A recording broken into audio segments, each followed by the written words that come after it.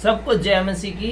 आज हम पढ़ेंगे मरकुस रचित सुसमाचार और उसका 11वां अध्याय। और इस अध्याय में हम देखेंगे यरूशलेम में विजय प्रवेश और फल रहित अंजीर का पेड़ और मंदिर से व्यापारियों का निकाला जाना।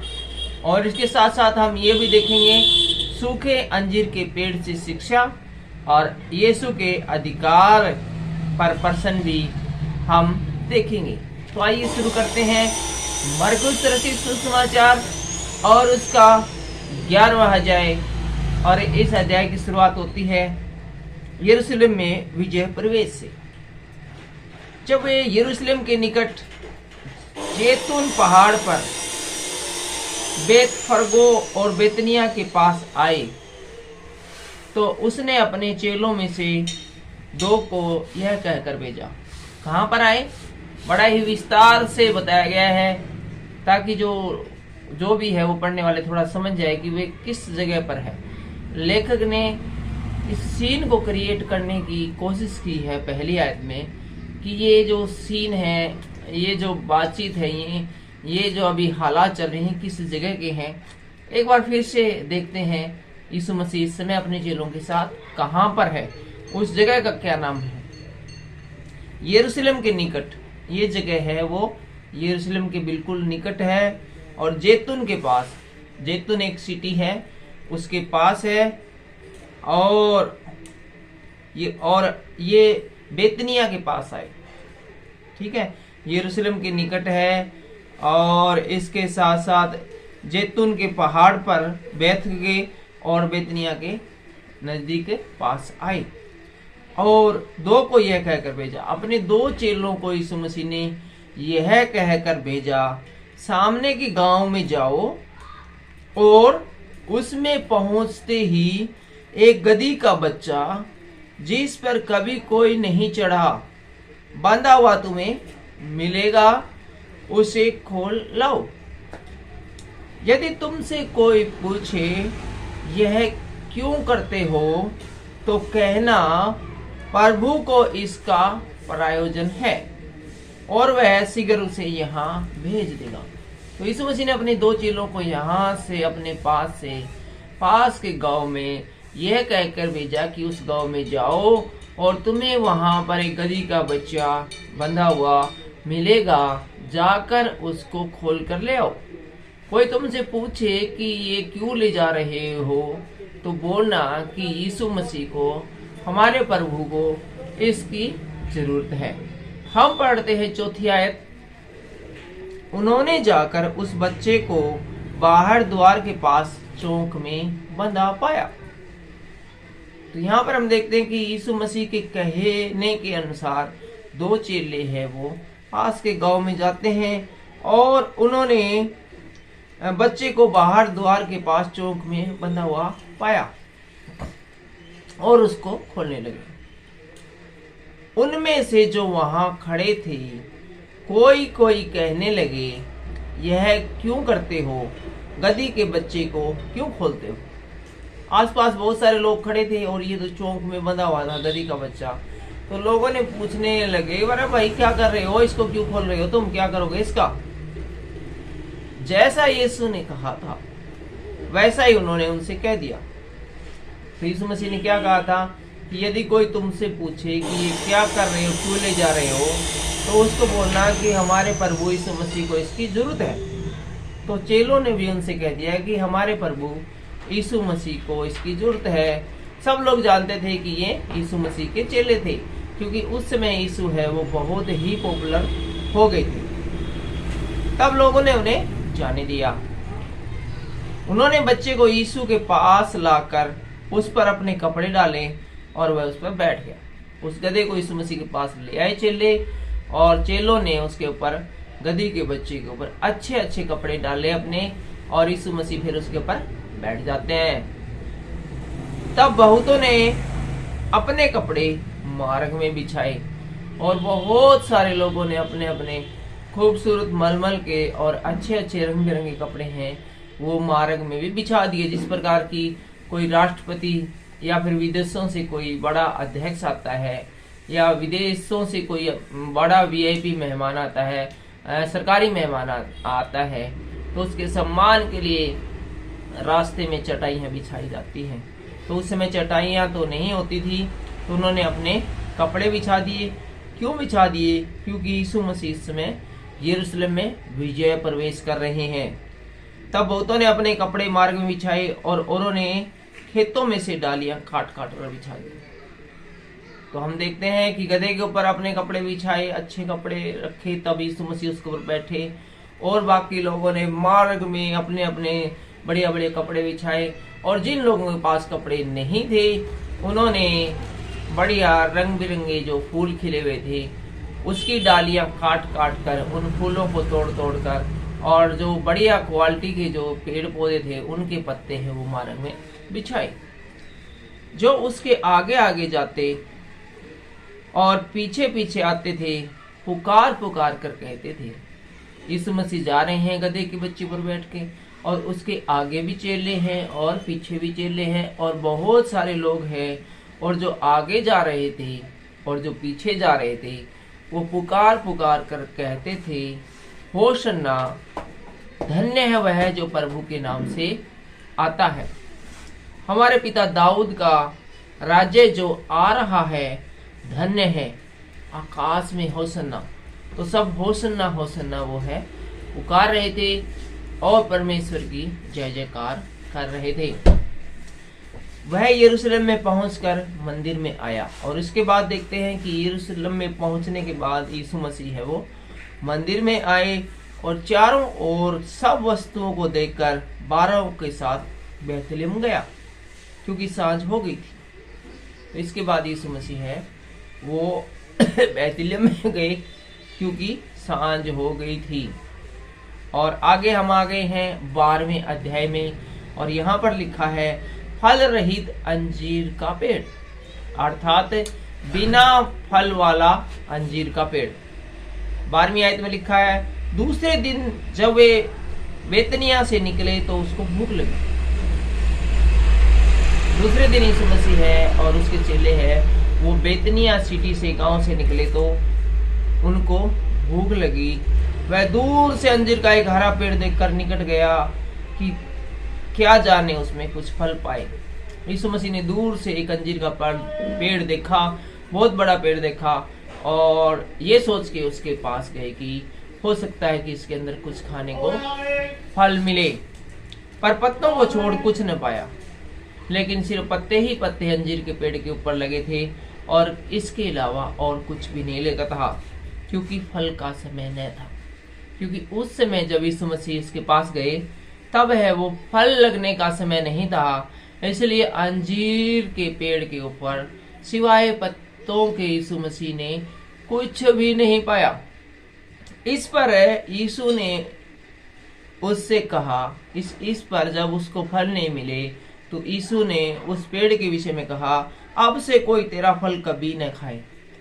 यीशु मसीह ने उस पेड़ को श्राप दे दिया और कहा कि अब से तेरा फल कोई भी न खाए। और उसके चेले सुन रहे थे, और ये बात है वो यीशु के चेले हैं वो सुन रहे थे। आगे हम आ गए हैं 15वीं आयत में, और यहाँ का शीर्षक है मंदिर से व्यापारियों का निकाला जाना। फिर वो यरूशलेम में आए। कौन आए? यीशु मसीह और उसके चेले हैं, और हो सकता है उनके साथ भीड़ भी हो। वो यरूशलेम में आए और वह मंदिर में गया, और यीशु मसीह है वो मंदिर में गए अपने चेलों के साथ, और वहाँ जो लेन देन कर रहे थे उन्हें बाहर निकालने लगा। और मंदिर के अंदर जो अपना अपना सामान बेच रहे थे उन्हें बाहर निकालने गया। क्या सामान बेचने लगे थे? आजकल देखते हैं हम, जब क्रिसमस के मौके पर चर्च में बड़े जो मेले लगते हैं, या फिर नॉर्मल भी आपने मेले लगते हुए देखेंगे, तो वहाँ पर बहुत सारे लोग हैं वो सामान बेचने के लिए, तरह तरह का सामान बेचने के लिए आ गए थे। और बहुत सारे लोग और बच्चे तो विशेष रूप से विशेष आयोजनों पर किसी चर्च या मंदिर में इसलिए जाते हैं ताकि वहाँ पर अलग अलग प्रकार का सामान है वो खरीद कर ला सके। सुपर मार्केट वहीं लगा देते हैं लोग। तो यहाँ पर जो लोग अपना अपना सामान बेच रहे थे, तो यीशु मसीह ने उन लोगों को जो उन्होंने स्टॉल लगा रखी थी उनको मंदिर से बाहर निकाल दिया, और सराफों के पीढ़े और कबूतर बेचने वालों की चौकियां उल्ट दी, और उनके स्टॉल जो लगा रखे थे उनको उल्ट पलट दिया, और मंदिर में से किसी को बर्तन लेकर आने जाने नहीं दिया, और जो सामान खरीदे थे, जो बर्तन खरीदे थे, उनको ले जाने न दिया, और उपदेश करके उनसे कहा, क्या वह नहीं लिखा है कि मेरा घर सब जातियों के लिए प्रार्थना का घर कहलाएगा। और यीशु मसीह यहाँ पर इनको निकालने के बाद उपदेश देने लगे और पूछा कि क्या यह नहीं लिखा है कि मेरा घर है वो प्रार्थना का घर कहलाएगा, पर तुमने इसे डाकुओं की खो बना दिया, लेकिन तुम लोगों ने इसे प्रार्थना का घर बनने देने नहीं दिया है, और तुम्हारा ये फर्ज बनता था कि तुम इस प्रार्थना के घर को जैसा परमेश्वर की इच्छा थी सिर्फ प्रार्थना के लिए ही इस्तेमाल करो, लेकिन तुम लोगों ने इसे डाकुओं की खो बना दिया है। अर्थात एक शॉपिंग मॉल बना दिया है, एक सुपरमार्केट बना दिया है कि आओ प्रार्थना करने के नाम पर और परमेश्वर के चरणों में बैठने के नाम पर और बाइबल की शिक्षा और उपदेश पाने के नाम पर, और बजाय इसके तुम अंदर पास्टर जी हैं वो प्रभु यीशु मसीह के बारे में बता रहे हैं, और तुम लोग हैं वो बाहर खरीदारी कर रहे हो, और या फिर तुम्हारा ध्यान उसमें है ही नहीं। तुम्हारे बच्चे बार बार कह रहे हैं चलो पापा मुझे बाहर स्टॉल लगा वहाँ पर ये खिला लाओ वो खिला लाओ, या जाते समय हम ये खरीदेंगे। अर्थात सारा ध्यान है वो वचन की तरफ लगने की बजाय मंदिर के बाहर, चर्च के बाहर जो स्टॉल लगे हैं वहां पर चला जाता है। यह सुनकर प्रधान याजक और शास्त्री उसके पास नाश करने का अवसर ढूंढने लगे, क्योंकि वे उससे डरते थे, इसलिए कि सब लोग उसके उपदेश से चकित होते थे। तो जब शास्त्री और फरीसियों ने यह सुना तो वो उसको नाश करने का प्रयास करने लगे। तो यही लोग थे जो स्टॉल लगाते थे या लगवाते थे, और इसकी वजह से इनका काफी बिजनेस चलता था और बड़ी मोटी कमाई इन स्टॉलों के द्वारा करते थे। अब जो शास्त्री फरीसी थे वहीं तो उन्हीं के पास तो होता है अधिकार की कौन स्टॉल लगाएगा और कौन नहीं लगाएगा, और जाहिर सी बात है यदि वो खुद स्टॉल नहीं लगाते तो स्टॉल लगाने की जगह का किराया तो लेते ही थे। सांझ होते हुए नगर से बाहर चले गए, और जैसे ही सांझ हुई यीशु मसीह अपने चेलों के साथ इस शहर से बाहर चले गए। और अब हम आ गए हैं 20वीं आयत में, और यहाँ का शीर्षक है सूखे अंजीर के पेड़ से शिक्षा। तो यहाँ देखते हैं हम सूखे अंजीर के पेड़ से क्या शिक्षा है वो बताई गई है। फिर भोर को जब वे उधर से जा रहे थे, फिर सुबह के समय जब यीशु और उसके चेले वहां से जा रहे थे, तो उन्होंने उस अंजीर के पेड़ को जड़ तक सूखा हुआ देखा। तो जब सुबह सुबह यीशु मसीह और उसके चेले जा रहे थे तो उन्होंने देखा दूसरे दिन कि वो अंजीर का पेड़ है वो जड़ से लेकर और ऊपर तक पूरा का पूरा सूख गया है। कौन सा अंजीर का पेड़? वो अंजीर का पेड़ जिसका हमने थोड़ी देर पहले जिक्र किया था, जिसको कि यीशु मसीह ने श्राप देकर कहा था पिछले दिन ही कि अब से तेरे फल कोई भी न खाने पाए। पतरस को यह बात समझ आई कि यीशु ने उनसे कहा था, हे रब्बी देख यह अंजीर का पेड़ जिसे तूने श्राप दिया था सूख गया था। यीशु ने उसको उत्तर दिया, परमेश्वर पर विश्वास रखो, मैं तुमसे सच कहता हूँ कि जो कोई इस पहाड़ से कहे तू उखड़ जा और समुद्र में जा पड़, और अपने मन में संदेह न करे वरन प्रीति करे कि जो कहता हूँ वह हो जाएगा, तो उसके लिए हो जाएगा। तो पतरस ने यीशु मसीह कहा कि देखो यीशु मसीह जी, कल आपने जिसको श्राप दिया था ना, वो देखो पेड़ नीचे से लेके ऊपर से सूख गया है। तो यीशु मसीह ने इसके जवाब में कहा था कि यह बिल्कुल आसान है, सिर्फ विश्वास करने की जरूरत है, और ये अंजीर के पेड़ के साथ तो कुछ भी नहीं हुआ है। तुम यदि इस बड़े पहाड़ को जो सामने नजर आ रहा है, यदि पूरे विश्वास के साथ ये कहो कि यहाँ से उठकर समुद्र में जा पड़, तो वो भी हो जाएगा। जरूरत है तो केवल विश्वास करने की, और ये अपने आप में कॉन्फिडेंस रखने की कि जो मैंने कहा है वो पक्का होएगा। और 24वीं आयत में हम देखते हैं, इसलिए मैं तुमसे कहता हूँ कि जो कुछ तुम प्रार्थना करके मांगो तो विश्वास कर लो कि वो तुम्हें मिल गया और तुम्हारे लिए हो जाएगा। जब हम विश्वास करते प्रार्थना कि हमें मिल गया है, हर हाल में मिल गया है, तो परमेश्वर है उसको हमारे लिए पूरा करता है और वो हमें हर हाल में देते हैं। 25वीं आयत में लिखा है, और जब कभी तुम खड़े हुए प्रार्थना करते हो तो यदि तुम्हारे मन में किसी के प्रति विरोध हो तो क्षमा करो, इसलिए कि तुम्हारा स्वर्गीय पिता भी तुम्हारे अपराध क्षमा करे। और यहाँ पर प्रार्थना करने से पहले यीशु मसीह हमें एक और इम्पोर्टेंट बात बताते हैं कि यदि किसी भी व्यक्ति के मन में हमारे लिए कोई बैर भाव, कोई मैल है, किसी से कोई दुश्मनी का विचार है, तो प्रार्थना करने से पहले हमें उसको क्षमा करना है। क्योंकि परमेश्वर है, जब हम प्रार्थना करते हैं तो हमारे मनों को, दिलों को जांचता है, परखता है कि वो कितने स्वस्थ है। यदि वो किसी प्रकार के मैल को या आत्मग्लानि को या किसी के प्रति गुस्से या नफरत को देखता है तो हो सकता है कि वो हमारी प्रार्थनाओं को न सुने। और यहाँ पर 26वें आयत में लिखा है, और यदि तुम क्षमा न करो तो तुम्हारा स्वर्गीय पिता भी जो स्वर्ग में है तुम्हारा अपराध क्षमा न करेगा। यहाँ पर यीशु मसीह बताते हैं कि यदि जब तक हम अपने अपराधों को क्षमा नहीं करेंगे तो हमारा स्वर्गीय पिता भी हमारे अपराधों को क्षमा नहीं करेगा।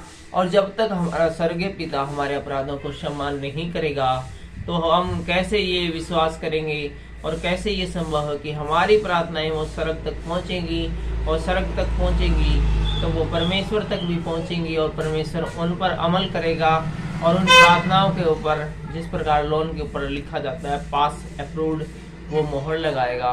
तो इसलिए बहुत ज़रूरी है कि यदि हम चाहते हैं कि हमारी प्रार्थनाओं का उत्तर मिले, उन्हें जल्दी से जल्दी सुना जाए, तो हमें अपने आप की जांच करनी है और जो बातें परमेश्वर को नापसंद है उनको अपने से दूर करने की अभी से कोशिश शुरू करनी है।